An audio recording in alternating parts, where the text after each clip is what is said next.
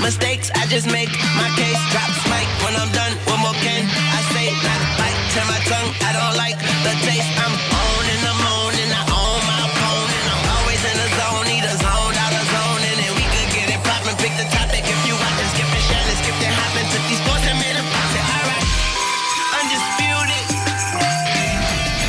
Good morning. Welcome to Undisputed. We are live from LA. I'm Jenny Taft here with Skip Bayless and Shannon Sharp. Guys, how we doing? Good morning. Good morning. Doing good. You know, the NBA starts tonight. We got Lakers versus Clippers, so I decided it was time to break these out. I was wondering about those. Kaboom! How about that?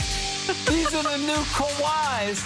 These are the Jolly Ranchers. You like them, Shannon? Yeah. You got a good game yourself. Jolly Ranchers. You Look go- at this. I got Jolly Ranchers. So let me get this straight. You go from Michael Jordan to Johnny Rancher. I got Jordan socks on. You got to get a shot of these. I got the Jordan logo right here. So just in case, I covered the Jolly Ranchers with Jordan socks. You ought to be embarrassed.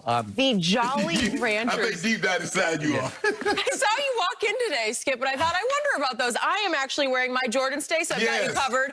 Christmas is coming a few days early tonight with the return of the NBA, including the big Clippers-Lakers matchup, which we thought we were going to see in the Western Conference Finals just a few months back. And as always, we've got a ton of storylines to keep an eye on. LeBron's quest for back-to-back rings, the Clippers trying to right the ship under a new coach, KD's first year in Brooklyn, the ever-growing drama of where James Harden will end up playing, and guys, so much more. I'm going to jump right to it. Shannon, what is your finals matchup and who wins it all?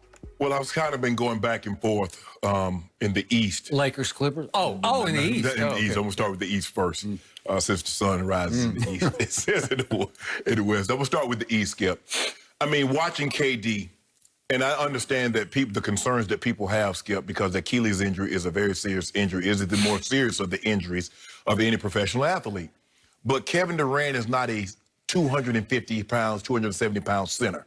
He's not a guy that relies on jumping ability. He's not a guy that relies on his quickness in order to get to where he needs to get to. So I think of all the people that's probably suffered this injury, the basketball players, the historically great players, I think he's probably the guy that's best equipped to deal with it because, as I said, Skip, he's not 250. He's not quick.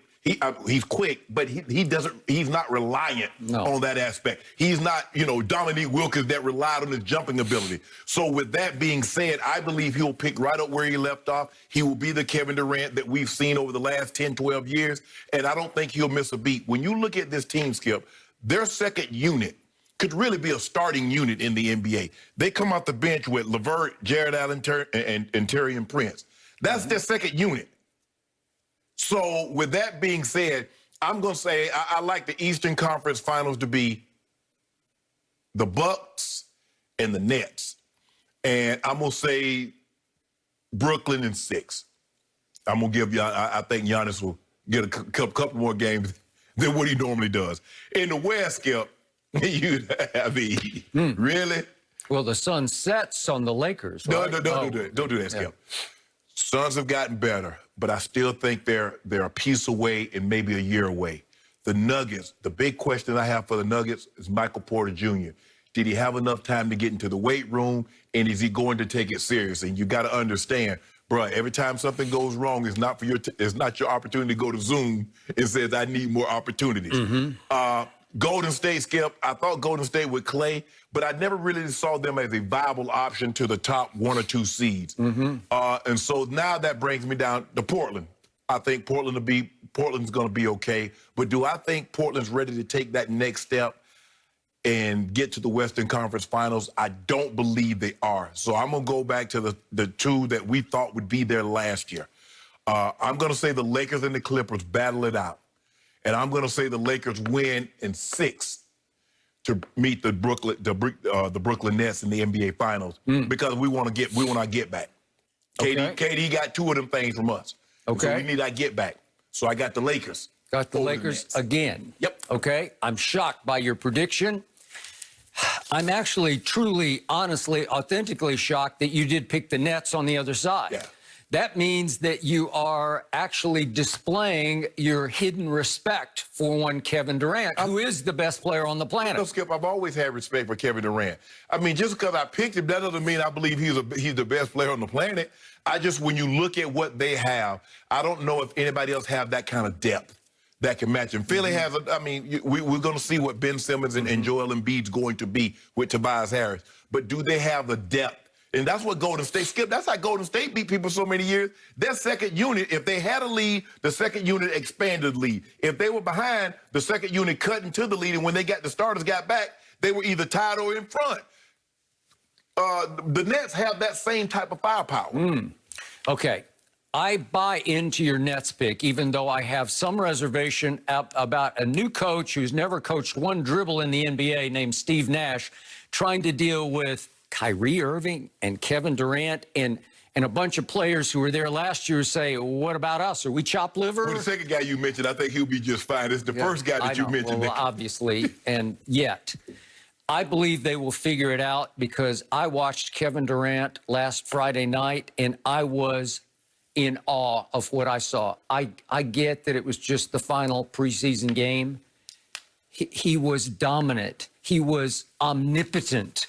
He just took the whole game over, played 27 minutes, scored 25 points on 9 of 16 shots, made a couple of threes, blocked 3 shots. I think you're going to see him on the defensive end rise and shine.